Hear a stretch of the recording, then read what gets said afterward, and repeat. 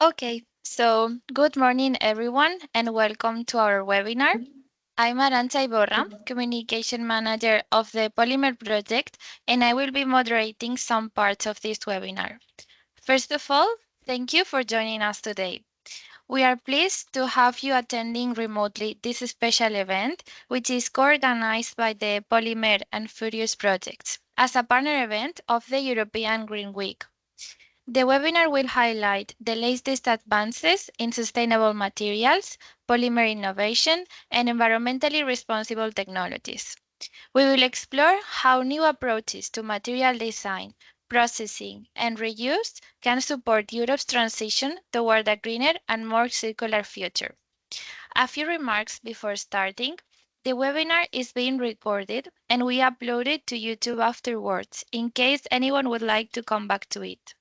Regarding questions, please feel free to write them in the Q&A section, and they will be addressed during the last part of the webinar or in case there is not enough time by email. As you can see, today's agenda includes two expert presentations about the Polymer and Furious projects, a panel discussion on the applications of bio-based polymers in three different industries, being agriculture, textile, and packaging, and then we'll have some time for Q&A. Our main objectives are to highlight ongoing research in eco-designed materials and circular strategies, to exchange insights between academia and innovation leaders, and to encourage collaboration across EU-funded initiatives. We are honored to have an outstanding group of speakers with us today, so let's dive right in. It is my pleasure to introduce our first speaker, Professor Assunta Marrocchi, coordinator of the Polymer project. She is an associate professor at the Department of Chemistry, Biology, and Biotechnology at the University of Perugia. Her research focuses on organic synthesis with a strong commitment to green chemistry. She works on valorizing biomass waste to reduce high-value chemicals and materials, and she also develops sustainable approaches for energy storage and conversion. Please join me in welcoming Professor Marrocchi. The floor is yours. Thank you, Arantxa. I will share my presentation in a moment.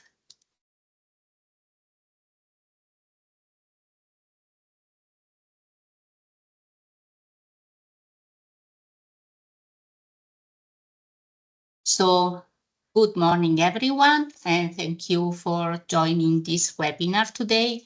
I'm really pleased to introduce the POLYMEER project, which is an ambitious, I have to say, initiative funded under Horizon Europe by the Circular Bio-Based Europe Joint Undertaking. And the full title of the project, as you can see, is Brewer Spent Grain as main byproduct for development of novel high-performance bio-based polymers, polymer blends, and copolymers, and officially started in September 2024, and it will run for 4 years. We have been awarded nearly 4.9 million euros. And our topic is under the Horizon JUCB 2023-R04, which is emphasizing the development of bio-based polymers and circular solutions. About the aim, POLYMEER aims to create a sustainable value chain that starts with brewer spent grain and ends with eco-designed plastics, bioplastics. BSG is indeed the major byproduct of the beer industry, and we focus on this because it is abundant, it is underutilized, and it is available all year round. And think about the fact that in Europe alone, 8 million of tons of PSG are generated annually, and most of it are only used for low-value applications, such as, for example, animal feed or go to landfill. So this makes it an ideal feedstock for sustainable and circular solution. And we are focusing on agricultural films, tertiary packaging for breweries, and automotive textile. And these three sectors were indeed selected for their environmental impact and also for the volume of plastic used and potential for circular transformation also. POLYMEER, you can see here, brings together 14 partners across 8 different countries, including universities and research centers, small, medium enterprises, and large companies, and covering all of them cover the entire value chain from the raw material to the final application. In a while, we will look at the project concept, but first a quick overview of the roles. The University of Perugia coordinates, as already said, the project, and together with Sapienza University of Rome and the University of Twente, it led the material design and lab scale testing. Next, technology Tecnotessile in Italy, Borgstina in Portugal, and Biomee in Croatia focus, on the other hand, on performance testing and scale up in textile, of course, and agricultural and packaging applications. Fraunhofer in Germany contribute its expertise infrastructure for the polymer processing and scale up, while BBAPP in Belgium provides the equipment and the expertise needed for the scale up of the BSG fractionation. Lomartov in Spain is leading the work on safety, circularity, and overall sustainability, and they are supported by OWS in Belgium and IMPLAS, again in Spain, which performs studies on biodegradability and recyclability of the final applications. And next we have Birra Peroni, which supplies the BSG, of course, but also represents an end user for specifically for packaging applications. And we have then Zabala, who is responsible, Russell, who is responsible for the dissemination and communication, and Gate to Growth in Denmark, which leads on market strategy and exploitation. So this is more or less the big picture. The context of polymers is clear because bioplastics today represents 1.5%, but I would say less than 1% more exactly of global plastic production. So there's indeed a huge potential for the sustainable alternatives. Current options, however, often fall short, and we need, therefore, bio-based materials that are recyclable, biodegradable, and that can truly compete with fossil plastics. That's what indeed polymer is about. We are aiming to create new materials from BSG, which are high performance, sustainable, and which are ready for real world use. And the goal is, of course, to lower the environmental impact, reduce fossil fuels, and open up new markets. The concept. Building on these objectives, we start by fractionating here the BSG to extract its main components, that is proteins, in line with the food first principle, but mainly focusing on lignin, cellulose, and hemicellulose. Indeed, BSG is a lignocellulosic feedstock. And this is done by using a patented processes from the University of Perugia, which starts from wet BSG, which is energetically more convenient for sure. So BSG as they are. And from there, we create new monomers, which are the building blocks for the new polymers and copolymers. I want to spend one word more here to say that the whole process is indeed performed under green conditions and for sure by using safe chemicals and solvents, and also they are all waste minimized processes. So they are sustainable by design, we would say. And from there, you can see we are moving from the lab scale to the pilot here.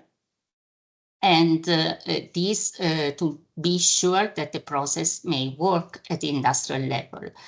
And from the start, also, we design for recyclability in different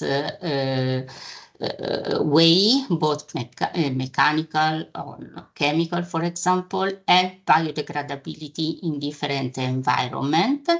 And multiple end of life, I have to say, is very important commitment for our consortium. And we back this up with LCA, with techno-economic studies and social acceptance research. And all of these, of course, is supporting our 3 target applications, of which I'm going to speak a bit more in detail. First, I will start with agriculture application. In agriculture, we all know that traditional plastics films like LDPE may cause serious pollution issues because they are non-biodegradable, they are made from fossil fuels, and also they are hard to retrieve after harvest. And let's say that biodegradable options exist, but they often fall short because of weathering issues. So this is where polymer steps in, indeed. We see a clear opportunity to develop truly sustainable agricultural films and also cultivation objects, which by using copolyesters from BSG. Our design is meant to ensure that these bioplastics will match or even surpass, this is the aim, the performance of conventional polymers, but with a crucial difference, that is, they are inherently sustainable. We are embedding, for example, phosphate units into the polymer backbone to enable controlled biodegradation and simultaneously realizing phosphates as fertilizer into the soil. We are also using biochar from BSG itself for UV protection, and this can also act as soil improver. And next, the second application is automotive textile. We can say that generally speaking, polyesters dominate car seat fabrics due to the fact that they are durable and UV resistant. However, they are fossil-based, typically difficult to recycle because many additives need to be added most of times.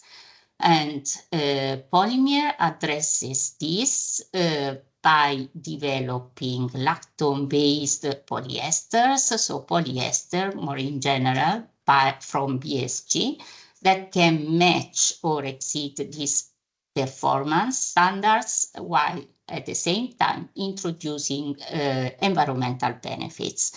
The key innovation lies on the fact, again, that we are aiming in incorporating phosphate units, properly selected phosphate units into the polymer backbone, and by adjusting this, let's say, binding pattern in the polyesters, we achieve we may achieve stable linkage that may allow for very slow controlled biodegradation over several years. But a notable thing is that phosphate units can act also as intrinsic flame retardants, and therefore it is eliminated somehow the need for additional additives and enhancing, therefore, as a result, the, let's say, recyclability of the final material.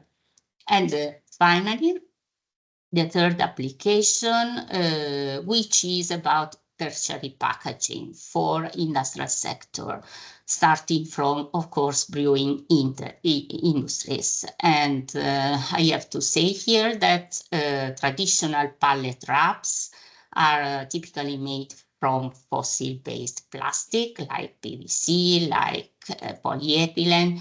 They are, of course, very strong, they are functional, but they are not biodegradable and often contain additives like, for example, polyisobutylene, which are raising both environmental and cost concerns. And so polymer approach is to replace this with vitrimeric materials, which derives again from BSG, of course, by creating a circular system, indeed, where breweries use their own waste to package their goods. Vitrimers offer mechanical strength. They may be recyclable because they have dynamic covalent bonds. So next, we plan to improve flexibility of this base material by blending it with bio-based or natural additives. And the result is expected to be a durable, green, and of course scalable alternative to conventional tertiary packaging. Well, looking ahead, polymer expected outcomes are substantial. For example, we aim for 10% of Europe BSG to be used as feedstock for bioplastics, and we anticipate over 20 European industries adopting our sustainable methods, and with more than 30 industries producing the final products using polymer bioplastics. Specifically for agriculture, specifically for the application, here you can see for agriculture, we foresee our biodegradable BSG films reaching over 50 consumers, and also at least 5 breweries replacing plastic tertiary packaging by BSG-based bioplastics, and also more than 10 automotive brands demanding BSG-based textile. Polymer is really not just about new materials, it's about directly contributing to the Europe's ambitious sustainability goals. And we are a clear example of EU Green Deal in action. And in addition, we align with numerous other key policies from the European Union, from the bioeconomy strategy to the plastic strategy and REACH regulation, very important point. And now I would highlight at this point how polymer fits perfectly with the EU Green Week of this year, because it focuses on circular solution for a competitive EU, and polymer is indeed exactly that. We taking like a brewing byproduct and turn it into valuable bioplastics. And it is really an example of closing the loop and making waste part of the solution. So, and we also support the clean goal by reducing plastic pollution and offering safe and biodegradable and recyclable material. And biodegradable ones may also improve the soil. And also we foster the competitive dimension by fostering economic sustainability and opening up new green markets. We also have a dedicated sustainability committee in Polymer that ensure green procurement and promotes actively environmentally responsible practices across the entire project. Beyond this, Polymer will bring real benefits to the society and the environment. We are talking better sustainability, safer materials through circularity compared to fossil-based plastics, for example. Plus, it is expected to improve environmental performance across the whole value chain, to boost public awareness and also enhance economic sustainability and competitiveness. And also local impacts like, for example, job creation. Well, let's say that although the project officially started in September 2024, we already have some promising early results. We have, for example, successfully fractionated PSG at the lab scale into the key components by obtaining microcrystalline cellulose, hemicellulose, and derivatives, and also lignin, with yield that can also reach 19%. And we are in the moment using design of experiments to optimize these methods and be prepared for the scale-up production, the pilot scale-up. And also we have reached significant progresses in the synthesis of monomers from cellulose, with, let's say, the first set of them, of course, and we succeeded in using green solvents, green processes, achieving good to high yields. We are still working on optimizing the purification steps and whatever, but still the progresses are there. And we are also, and here is by the University of Twente, synthesized and characterized 3 new copolyesters. And our work will continue, of course, with data collections on the use of the first newly synthesized monomers. Of course, in parallel with the technical development, Polymer have already started several key cross-cutting activities to ensure that it delivers long-term environmental, economic, and societal impact. So we have SCA and social acceptability studies ongoing, and of course, sustainable by design activities by Lomartov. We have ongoing mapping of exploitable results by K2 Growth in Denmark, and then we have, of course, dissemination and communication strategy and activities and clustering activities with EU projects and initiatives by Zavala Russell. So I would, at this point, conclude my presentation by showing you this picture, which has been taken during the kickoff meeting of Polymer in Perugia, in Italy. And thank you all for your time and your attention. Thank you so much, Asunta. So now, here we are. It's my pleasure to introduce our second speaker, Professor Deborah Putja. She is an associate professor of material science and technology at the University of Perugia and also serves as the coordinator of the Furious project. She has deep expertise in eco-friendly materials and has led numerous European research initiatives. Professor Bhutia has also played a key technical role at the European Centre for Nanostructured Polymers, and her work focuses on creating high-performance solutions that are also environmentally responsible. Deborah, welcome, and over to you.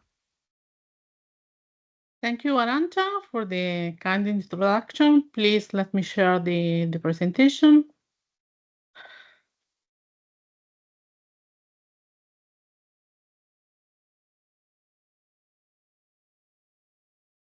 It's okay? Perfect. Thank you. So I'm here to present the second project that is coordinated again by the University of Perugia. So Furious, it's a project that was funded just 1 year before Polymer. So we came both from the University of Perugia.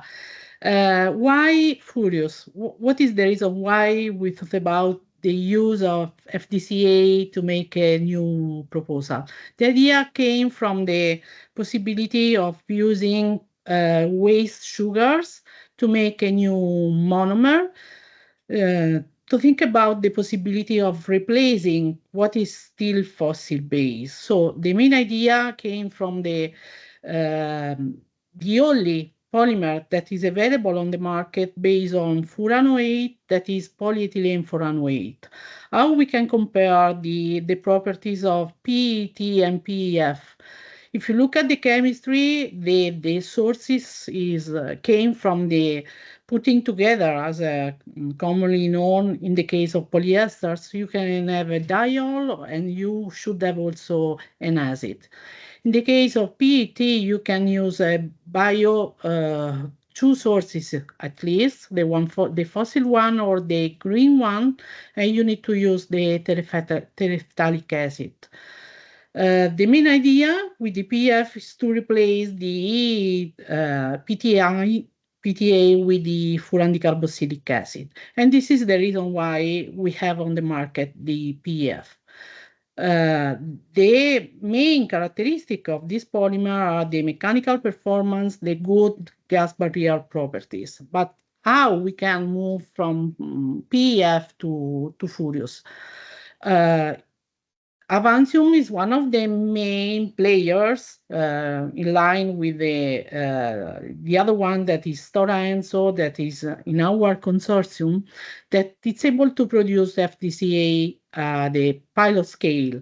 So these are some images of the PF bottles that was built up at the beginning by Avantium. This is an example that you can find on the web. At the beginning, it was yellow. Then we have a clearly transparent bottle. One of the main limitations of PF that has been already tested for packaging, for textile, and to make films, but the stiffness of this material is quite high. So this is the reason why we decide to use FDCA to make new polymers in the frame of Furious. The market is an emergent market for FTCA and even for PEF. We want to surpass the PF and the related polymers by trying to cover more stringent situation. This was the definition of the goal of the project. So we need to think about new market sectors for new polymers. So in principle, in Furious, the title is Versatile Furan-Based Polymers for Strict and High-Value Application in Packaging, Automotive and Underwater Environments.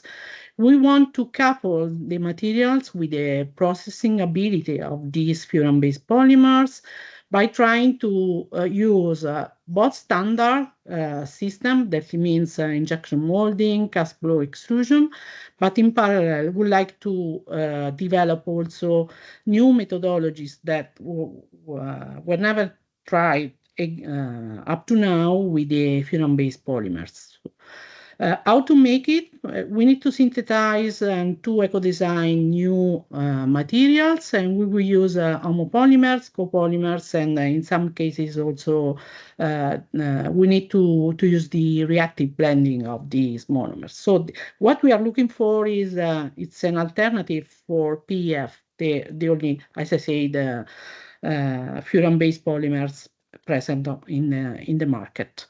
Then we want to investigate also the end of life of this material, so recyclability, compostability, and biodegradability, coupling this end of life solution with a new pretreatment, that is the gamma radiation. We need to use gamma to sterilize some films that are developed in our project, especially in for the biomedical sectors. These are the partners of our consortium. So the project started 2 years ago. We are just in the middle, and we have a technical progress for our project, and I will show you what we have achieved up to now. So I will explain the role of the different partners by looking at the results. We want to produce 6 different prototypes. So the idea is to have both flexible and rigid packaging. So for the biomedical and electronic packaging, it has to be sterilized and mechanical recycled. We need to produce also a filter by electrospinning, and we want to have an injection molding screen for the automotive application. The third sectors is the one for the water environment, and we want to make a new biosensor and a new elastomeric optical fiber. The idea is to also reduce the environmental impact of these polymers. So in parallel to the development of the prototypes, we need also to check the LCA and LCC impact of these materials. So we have many different objectives in our project, 11 of them. The first one was to reach a high purity monomer. That is not so easy in the case of FDCA. So if we want to have good polymers, we need to eliminate impurities, and we made by coupling the expertise of Stora Enso and Condensia to prepare the diester for the preparation of a reference polymer that we decide to test as a reference polymer to achieve the high molecular weight material. So PBF, polybutylene furanoate, in our case, was the reference material, and it was done at the pilot scale in Poland and also at the lab scale at the University of Bologna. How we can reach the flexibility and the stiffness that we require in the case of biomedical and electronic packaging? So there are many routes. 4 of them, in particular, we can use different glycols with different length to reducing the glass transition of the material, and you need also to reduce the crystallinity, and you can do it by using not only a different length for the glycols, but even increasing the length of the diacid. You can also work on the possibility of inserting polyethylene-like or PG-like moieties in the main structure. This is an idea on how we managed to reach the flexibility of our polymers. And then if you have to work in the opposite direction with the stiffness, we need to work by inserting ramification or by using aromatic or rigid subunits. So in the case of polyester for biomedical and electronic packaging, we started by using different monomers. On the side of the diacid, we decide to go with the diester of the same acid, and we use different glycols. So you see, we take PBF as a reference, and we work to make copolymers by using different comonomeric units. So these are the materials synthesized in Bologna. And then we are already in the state of proving the cast and block extrusion and even the thermoforming of this product. The different materials were tested at the University of Alicante, at the University of Pisa in Italy, and then we also went with the gamma ray treatment of this film. It was done by the university in Milan and by the Italian Consortium for Material Science. So we want to test not only the dose for sterilization, that is 25 kilograms, but we want to extend to 300 kilograms to see if we can promote the enzymatic degradation of the material. This is an example of the results. So we are already reached the possibility to have both rigid and flexible materials. If you look at the same properties for the mechanical behavior, for the oxygen transmission rate, and the water barrier, we are completely in line with the already available biopolymers in the market. In some cases, we are even surpassing the best behavior of PLA and polybutylene succinate.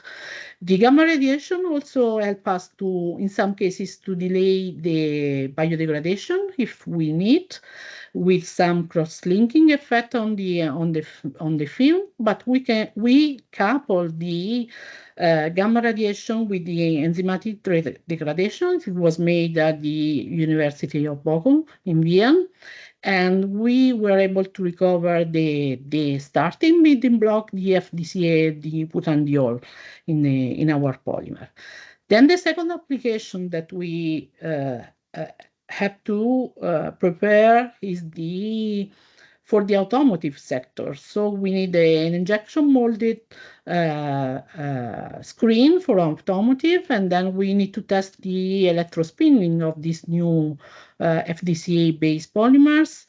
And in the specific case, we try to resemble the activities of the antimicrobial peptides. So we decide to make new copolymers also in this case, and to see if also the charges in the polymeric chain can alter the antimicrobial behavior. So here again, the general structure of the homopolymers and copolymers that we use in the project, and this is an example of the results that we had in the case of electrospan fibers. Very good in the sense that the dimension of the fiber is good, and even the cytotoxicity of the material was already tested, and it was good as well. And we have quite hydrophobic fibers on the surface. In the case of the screen, we decide to use the reactive blending. So we need to reach how high glass transition temperature. This was the case of we need to compare the furan-based polymers with the polycarbonate that is now used for the automotive screen, and to reach this value, we need to make a reactive blending of this material. So we are more or less in line with the deformation break and even the stiffness and the tensile strength of this material. We are now working on the color of these materials, these blends, but we are more or less in line with the mechanical requirements. Then the last application is the one for the water environment. So we decide to test the stereolithography to make a new biosensor to count the microorganisms that we have under the sea. And we also try to realize a new elastomeric optical fiber to have a cable that we can biodegrade in the sea without any other issue. So this is made by the University of Maastricht and also at the Italian Consortium and in Bologna. So again, we are covering here the properties by using copolymers and by having quite low glass transition.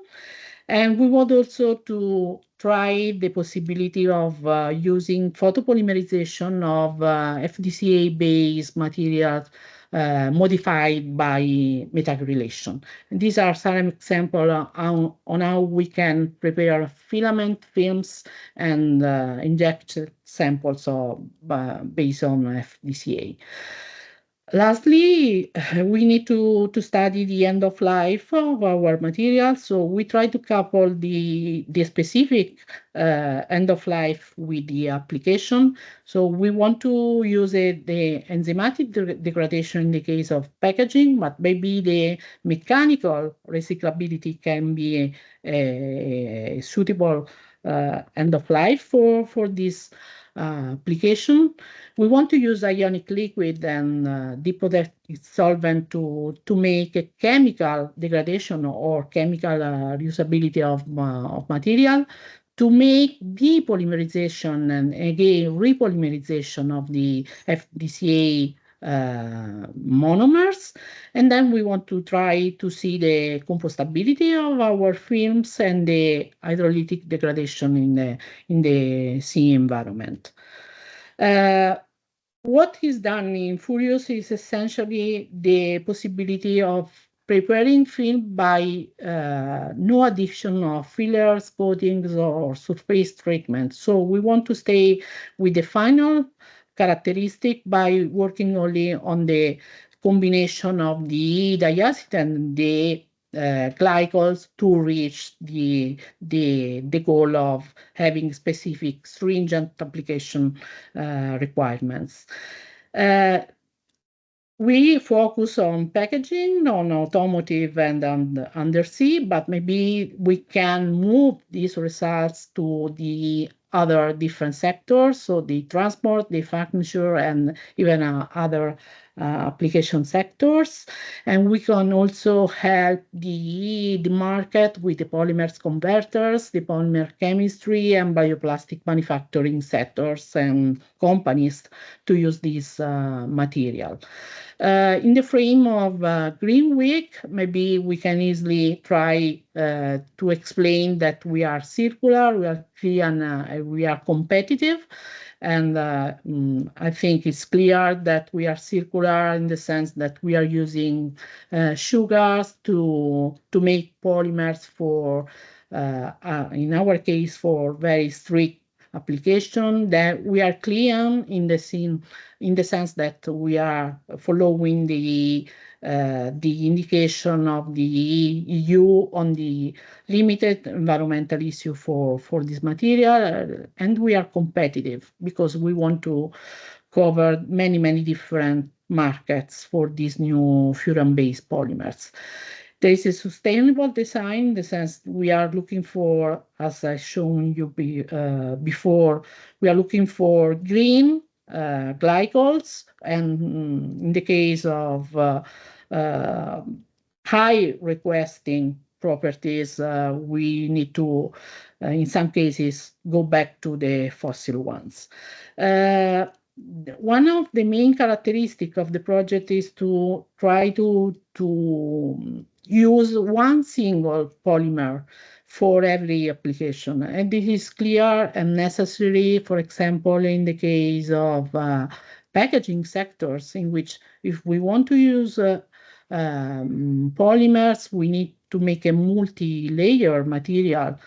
And in this case, you know that the biodegradability is in some case compromised. And we want also to cover the reduction of the plastic and microplastic in the sea, and Furious can contribute to this. We can open new markets. So up to now, the bioplastic can be sterilized by using microwave, by using solvent, by using autoclave. And there is a clear limitation for biopolymers due to the low glass transition temperature. So we want to use gamma as a new method to sterilize our FDCA polymers. And again, is not one of our goals is to customize the preparation of new plants. So we are already aware that furious polymers can be combined with other biopolymers, and we are working especially in the packaging application to blend the FDCA polymers with polybutylene succinate, and we are reaching quite good results. So let me show you the photo of our last meeting that we had the last week in Croatia at Biomi premises, and thank you to all of you for your attention. Thank you so much, Deborah. I will give the floor now to my colleague Marta Rodriguez to continue with the presentation. Thank you, Arantxa. Good morning, everybody. Thanks for joining us today, and thank you to Assunta and Deborah for their insightful presentations about POLYMEER and Furious. My name is Marta Rodriguez. I'm part of the POLYMEER communication team, and I will guide you through the next phase of this event. In this panel discussion, we'll explore some of the key challenges and opportunities in developing biopolymers for a sustainable future. Joining Assunta and Deborah, we have Nadia Lotti from the University of Bologna and Technical Coordinator of the Furious project, Filip Miketa from the Croatian company Biopolymers, partner in Furious and POLYMEER, and Daniele Spinelli from Next Technology Tecnotessile, a POLYMEER partner. Now, I will give you the floor to briefly introduce yourselves to our audience. Please, Nadia. Thank you very much. I'm Professor Nadia Lotti, full professor at the University of Bologna. My expertise are in polymer chemistry, and we are expert in the polymerization process, in particular two-stage melt polycondensation, and we are also expert in the solid and melt characterization of polymers, in particular polyesters. Our study are mainly focused on the establishment of correlation between the chemical structure and final polymer properties. And recently, the main research line are devoted to the development on bio-based polyester for food packaging applications and bio-based polyester for biomedical applications, as in case of regenerative medicine and nano drug delivery systems. Thank you, Nadia. Please, Filip. Thank you. Well, first of all, I would like to thank Arantxa and the whole Zabala team for invitation, and I'm very honored to be here today with Nadia, Daniele, Assunta, and also with Deborah. Well, my name is Filip Miketa, and I'm CEO of Biopolymers company, which is a SME from Croatia. We are very active in the field of R&D, but also we are manufacturers of different bio-based, biodegradable, compostable, also recyclable thermoplastic materials. Also from these materials, we are producing different semi-final and final products, mainly for a packaging sector and agricultural sector. So this is it. Thank you. Thank you. And now, Daniele, please. Good morning, Daniele Spinelli from Next Technology Tecnotessile. Today I am representing our institute. Just to let you know that we are a textile research organization founded in 1972, and we are located in Prato Textile District. So the goal of our organization is to push innovative solutions for textile application. We focus on new materials and also on the circular approach for our industry. So also from my side, I'm very glad to be here and to join this webinar. Thank you, and thank you all for being here. As I mentioned earlier, I will ask our panelists a few questions. Then we will open the floor to questions from the audience through the Q&A section. So please, if you already have some questions, you can leave them there, and you can do so throughout the session. Let's start with a topic that is critical to both projects, technical and industrial barriers. What are the main technical or industrial barriers that still limit the replacement of traditional plastics? And how are the projects addressing them? Let's start with Nadia, and then we'll go around the panel. Thank you very much. There are two main issues that prevent the bioplastic to come to the market. One is technical. In the case, for example, of furan-based polyesters, such as the one investigated in Furious, is due to the difficulties in preparing in large amount high purity monomer necessary for the synthesis of the polymers. Now Avantium try to produce in large amount high pure 2,5-furandicarboxylic acid. The plant has been open last November, but still now there are not so high availability on the market of the monomer necessary to prepare the furan-based polyesters. So we have a technical problem in this sense, and even the scale-up at industrial level of the production of polymers still is challenging. The process is optimized at lab scale, at pilot scale, but still there are some problems that have to be faced at industrial scale. The second problem is related to the price. Unfortunately, all the bioplastics are still characterized by higher cost compared to the fossil-based plastic currently used that mainly belong to the family of polyolefins, which are really nice in terms of properties and really cheap. So there are two problems, technical one and price, that render bioplastic not so competitive respect to the fossil-based one. And the project can try to solve this problem working on all the steps. In Furious, for example, we work hardly to try to optimize the process that permit to have a monomer with the right purity, and we propose polymers even for sectors in which the price of final product is not so low. So, for example, furan-based polyester can find market where the products for their strict characteristic have higher price.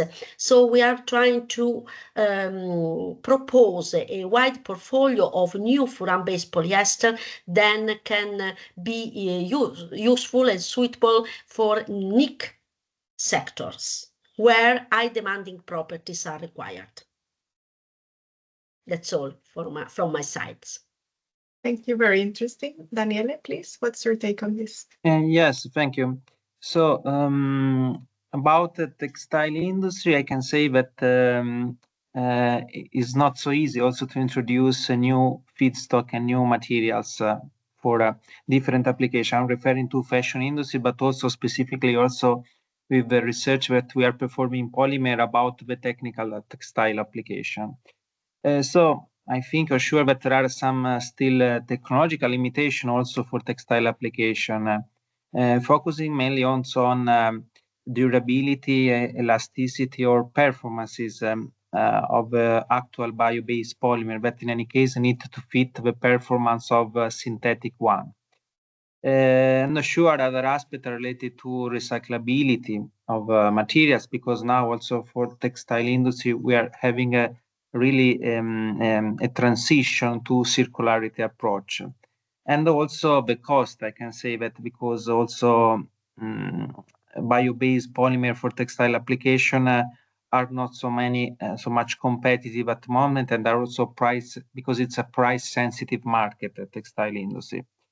And I think that also in terms of policy and regulation, we need also to give a strong support for companies, and also providing incentives, legislation, and try also to guide the companies to this possible transition. And sure, also another point, in my opinion, was also the customer awareness and demand, because if we could have a sort of demand from the end user, probably also speaking about the fashion brands, but also other industries, we will try to be aligned on this topic. And I think that also, especially from our side involved in polymer for automotive textile development, is really a challenge to have probably some more technical application and with high performances for these new polymers. Thank you. Philip? Well, thank you for this question. This is very specific question and a very complex question. I fully agree with Nadia, also with Daniele. But yes, there are several really huge barriers, such as price, for example, also processability, especially at lower TRL, mechanical properties, barrier properties, also legislation. Also, for example, one small thing such as density of material, which is very important at the end, because biopolyesters, biopolymers usually have 20, 30, even 40% higher density than fossil-based counterparts. So, but anyway, if we are talking in the context of the POLYMEER project and Furious project, for example, within POLYMEER project, we will develop different agricultural mulch films, which should be biodegradable in soil and which should have a good mechanical properties. So for good mechanical properties, processability is very crucial. We still don't know what we will receive from the partners which are working in the lab, since vitrimers are something completely new for us, but also for the rest of the community, as we can see. But also within Polymer project, we will develop different tertiary packaging applications which will be used for packing of goods, and we will do our best to substitute fossil-based, polyethylene-based stretch films. From the other side, in the Furious project, we are already developing different packaging solutions, as we heard from the Deborah, and concretely in BioMe case, we will develop flexible packaging for medical purposes, but also rigid electronical packaging, both from PEF, PBF, homopolymers, copolymers, different combinations. And I can tell you now that these options which we are developing in the Furious projects are very promising. And in fact, in the last 5, 6, 7 years, this is the first time that we see that the materials which are our partners developing and we are making validation are very promising. So mechanical properties within Furious projects are outstanding. And even we need to work further on the processability, and as well as barrier properties of developed films are much better than the other biomaterials. And I would say that they are even better than the PET or multi-layer fossil-based systems. So we are really very excited to see how we will finish this story in order to maintain really good barrier properties, which are important, and processability, but at the same moment to maintain and to keep mechanical properties. So more or less, this is it. Thank you very much for all your replies. Moving on to the next question. Bringing these innovative materials from the lab to the market is often a huge challenge. What do you see as the most important steps for scaling up bio-based polymer solutions? What role should EU policies or funding programs like the CBE joint undertaking play in this process? We can follow the same order, and then you can just jump in after the previous speaker is done. Thank you. Thank you very much. This is a even more complex question than the previous one. From lab to market is a very, very big step, you know. It's difficult. We have to consider many, many aspects. For example, as I said before, we have to optimize the polymerization process. It's not at all easy, because when you optimize the polymerization condition at lab scale, you can manage. Then you can imagine that you can also manage at the pilot scale.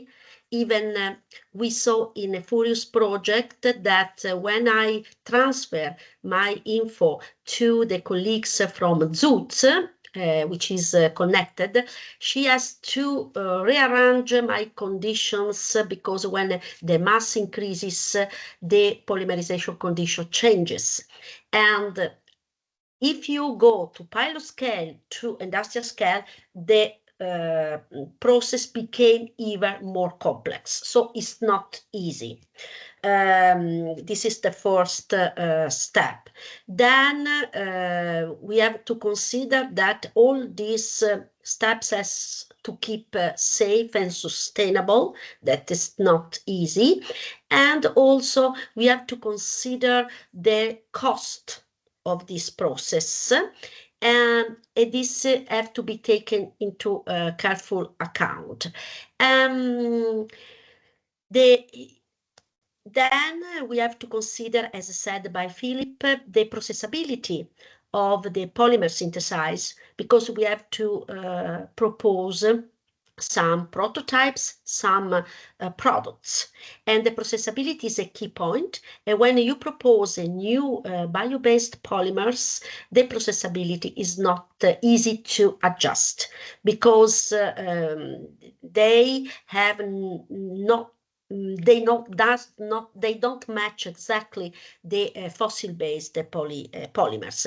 For example, industry want to use the same processing technique as the traditional polymer. So we have to study, investigate in order to see if the new bio-based polymer can be processed by the traditional technical process, which has been optimized by the company, which are well known. So they want to keep this stuff, and they ask to people preparing bio-based polymer to adjust the polymer properties in order to render them processable with the traditional, let's say, processing techniques.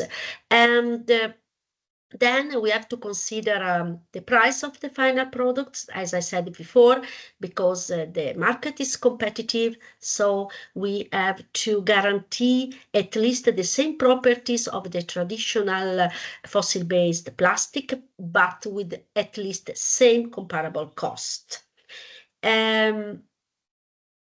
What's the role should you policy or funding play?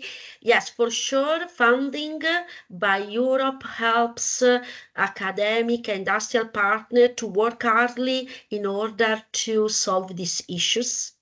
And it's important also the EU policy that can, push the industry to follow the transition from a linear economy to a circular economy, and also to sensibilize the institution and the common citizen to the necessity to move towards a green world. The funding are, of course, very, very important for all the actors involved, which are, repeat, institution, academy, and industrial company. That's all from my side. Thank you.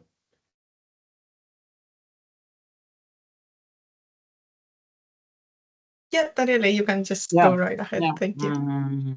So for textile industry, I can say that I can summarize with 4 important points. So first of all, it's important also to strengthen the value chain, because I would like also to stress the point of the feedstock availability.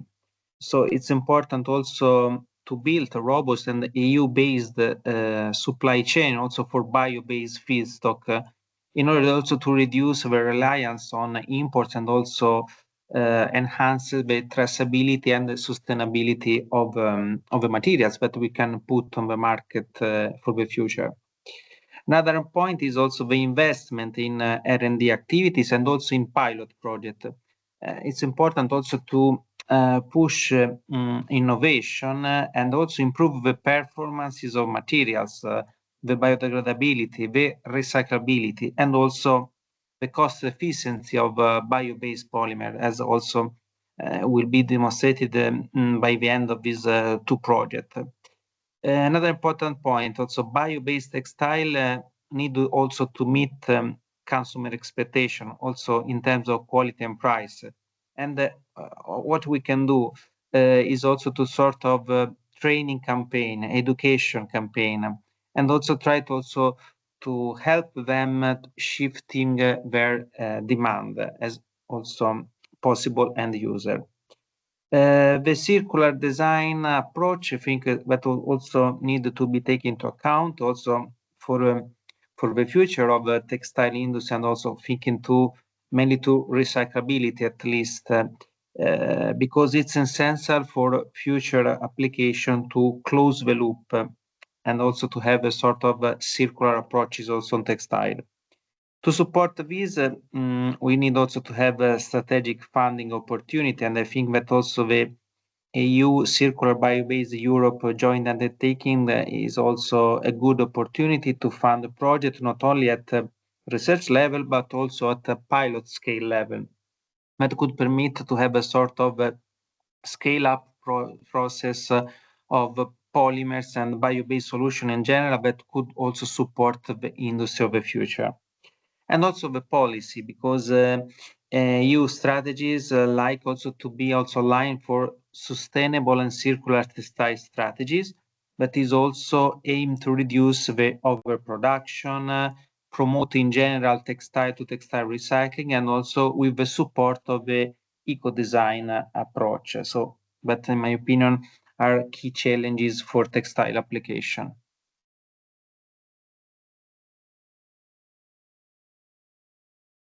Please. Thank you. Well, I fully agree with Daniele and Nadia. And actually, yes, this question is also it's very hard to reply on this appropriately, but definitely from lab to the market is a very long trip. And both of our projects, which we are talking today, in Furious and POLYMEER, are via research innovation actions.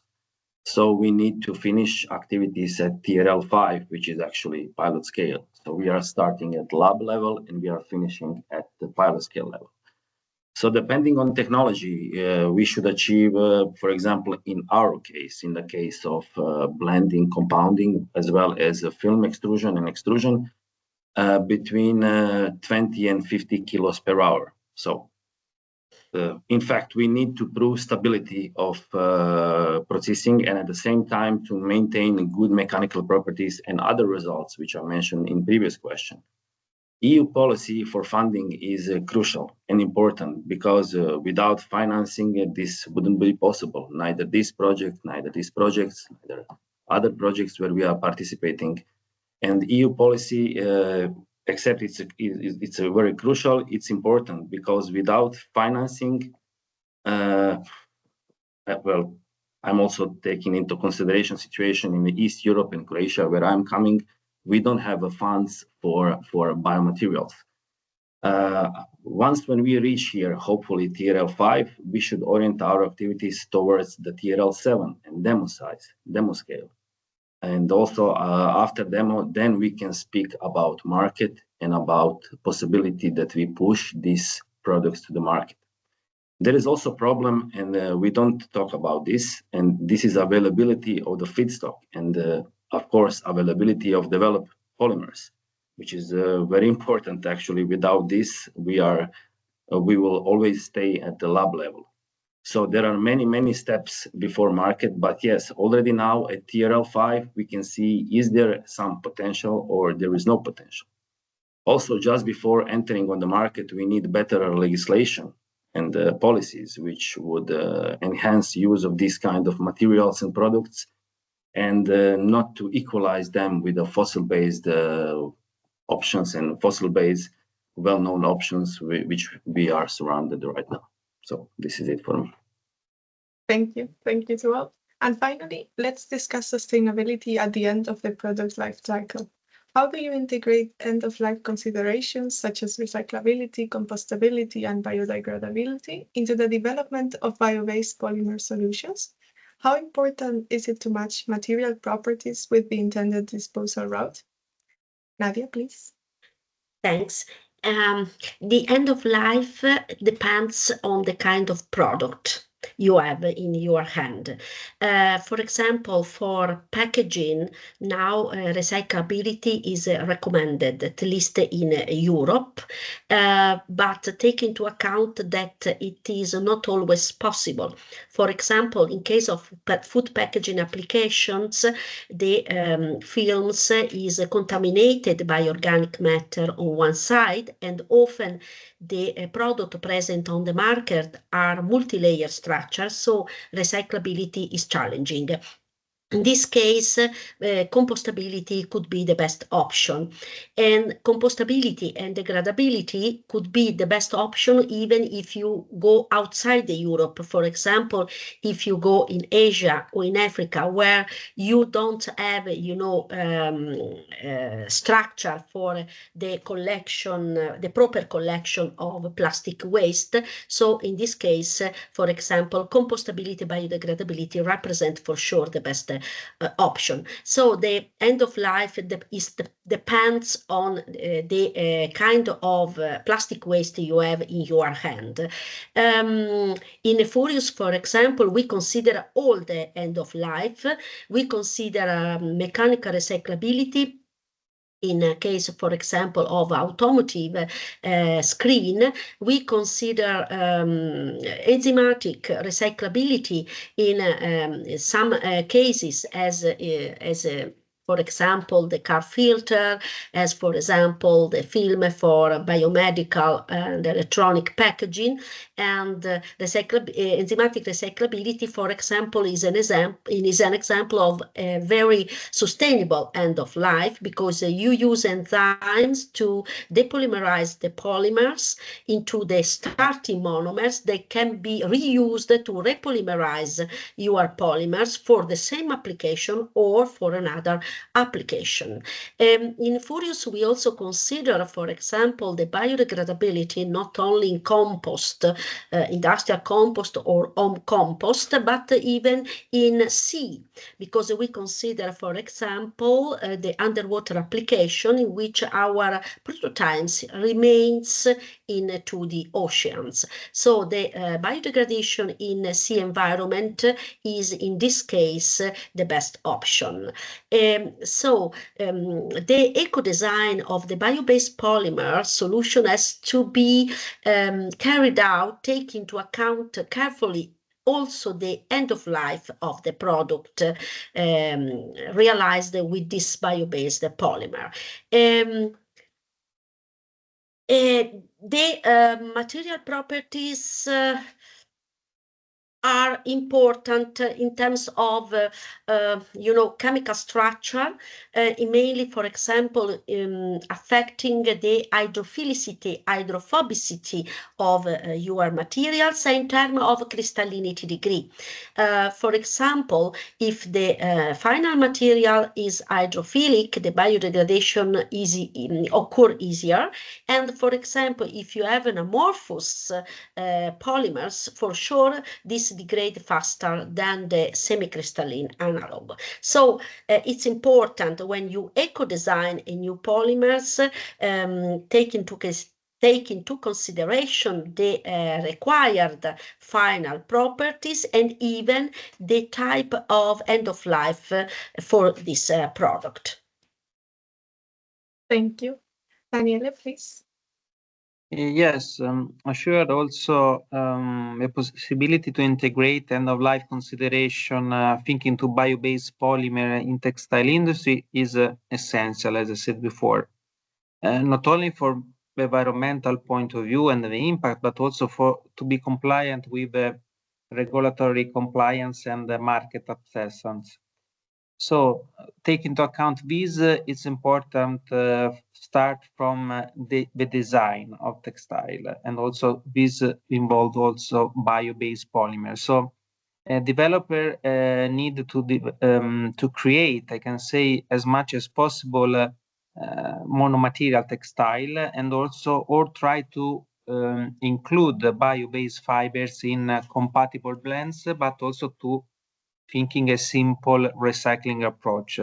All of us know that the recycling textile is a real challenge now, and most ambitious is thinking that we have also blend of fibers. But in any case, we have the support of mechanical and chemical recycling approach that needed to be evaluated case by case. So the properties, speaking about degradation part, for sure, the degradation and compostability for textile is mainly oriented to, I can say, your home application or application that are related in marine environment. Because for fashion industry and in general also technical textile like automotive industry, we are searching for recyclable solutions. So sure, the target of biodegradation need to be well defined when we are thinking about textile industry. And these also need to be aligned also to the different disposal route, because we need to say that materials that could come from bio-based industry need also to be aligned with the currently waste management system. So we need also to check this part. It's important when we are also thinking to the end of life.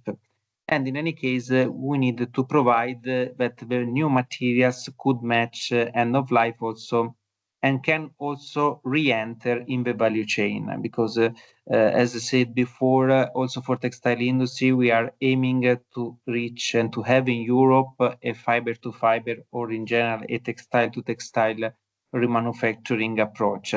And this option need also to be fulfilled by bio-based material also. Thank you. Eric? Thank you.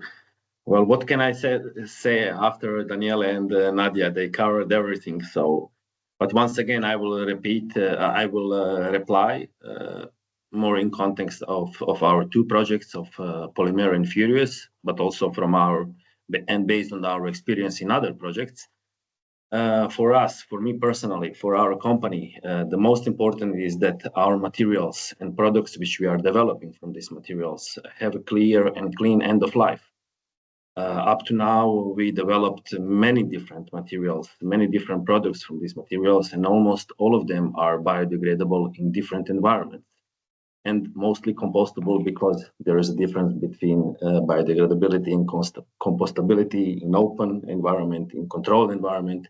I'm not expert in this field, but I can see many experts here which are present today in the meeting.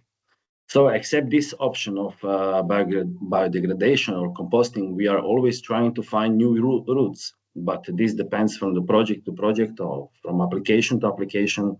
And sometimes it's not easy to design product, to design material, design product to fit in, to be really recyclable, biodegradable when we want, under which conditions, etc. But in my view, also, mechanical recycling route became very important, and almost in all projects where we are participating, we are trying to mechanically recycle our products in order to use these materials in a new round of production of products.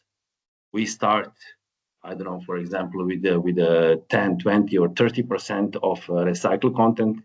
And if possible, we are finishing between 50%, sometimes even 100% of recycled content. But of course, this depends on the material as well as on technology which is used. Is it extrusion? Is it film extrusion, flexible, rigid films? Is it blow molding, injection molding? So we have really different possibilities. So at the end, we are talking about several possible end-of-life routes, and this is, in my view, biggest added value for our materials and products. Thank you very much to all of you for your valuable insights. Now we will move on to the Q&A session, and thank you to the people who have posed a few questions. We also welcome back our speakers, Assunta Marocchi and Deborah Pudiat, for the for the Q&A session. So the first question that was posed was, what are the standards followed to achieve biodegradable testing? Any of you who wants to answer the question can just go right ahead. I can start to replay. In our case, we need to test the biodegradation in soil. We need to to verify the disintegration of our material, and we need to see if we can degrade in the sea environment. So there are, let me say, there are so many standards to follow, and you have to adjust the preparation of your material to the specific environment. So in principle, it's not easy to define a certain standard for the application. Yeah, maybe there is wide space for the packaging. So the standards are very well described in the case of packaging, more or less. So Felipe is does not agree perfectly with me, but there is no clear idea on bioplastics, for example, in the sea environment. So we usually start with examining standards, and we are now trying to adjust the material to the final testing in the environment. So we are trying to cover by following different standards. So in Furious, it's clear that we need to, as Nadia said before, we have different end of life, and we need different standards for them. Philip, would you like to add something, or any other person would like to add something? Well, actually, this is very also complex question, because within Furious project, we are developing different products, but really, really different products. I think that we are talking about 6, 7 products, and in any case, all of them should have several different end of life routes. And yes, we are working by standards, not by me. Also, we have partners which will cover this part. And definitely, there are several end of life routes which we should follow. This is it. Okay. If no one else wants to add anything, we can go to the next question, which was by Roberto De Palo. What is the impact of the cost of the material on the price of the main applications you have in mind? I can replay, Marta, if you like. Yeah, of course. Here, in Furious, we are also responsible as a University of Perugia of LCA, LCC, and social LCA of our material. So what is the impact? You should rely on the final application. So you cannot say that the price is high or low, but you need to see if the application require high requirements in the sense of technical issue, and then you can say if the price is high or not. In our case, FDCA price is quite high, but we made LCA and LCC analysis, and we can say that we can compare FDCA polymers to technical polymers. So we are not so far from the price of technical ones. Maybe we are not in line with the polyolefins, so the price is completely different. But here we should back again to the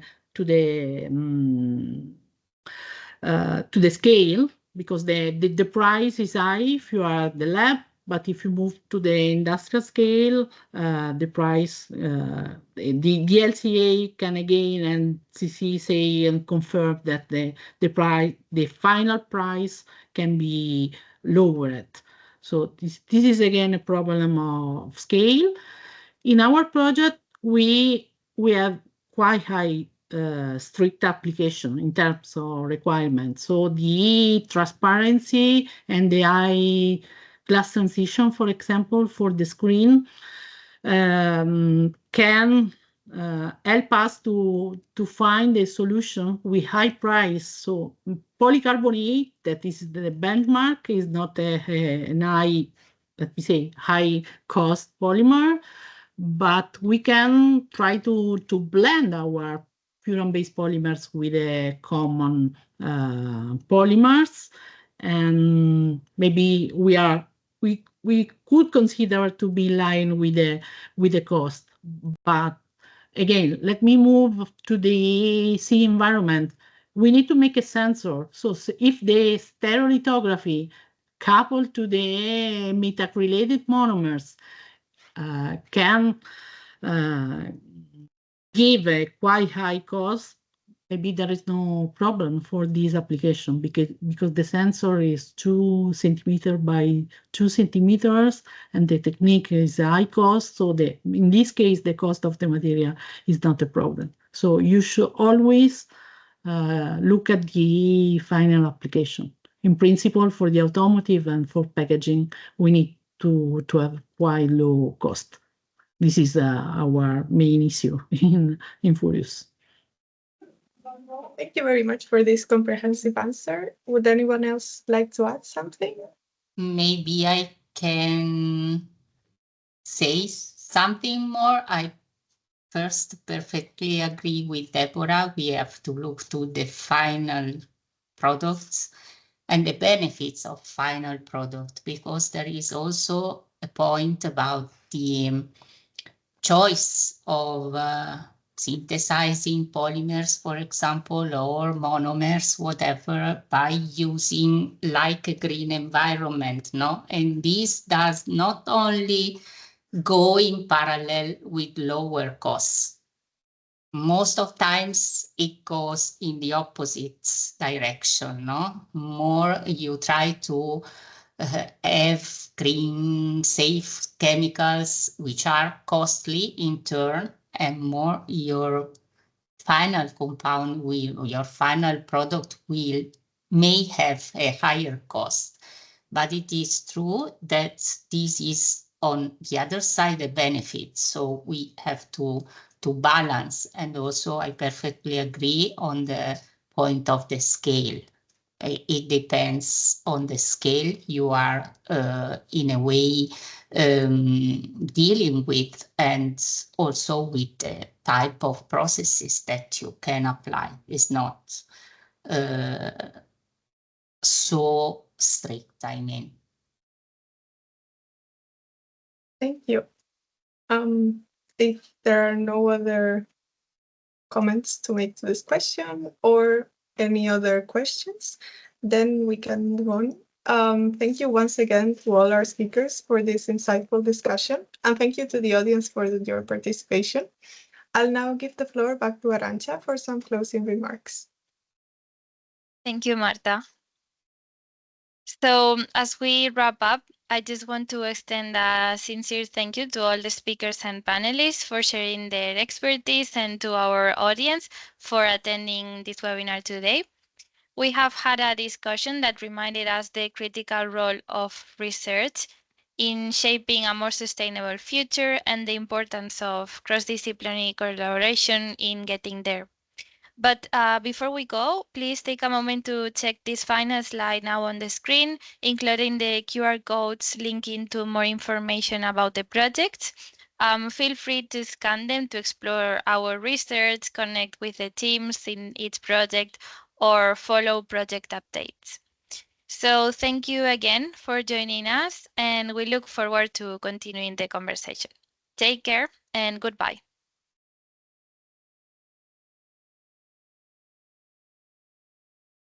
Thank you. Bye-bye. No? Bye-bye. Bye-bye.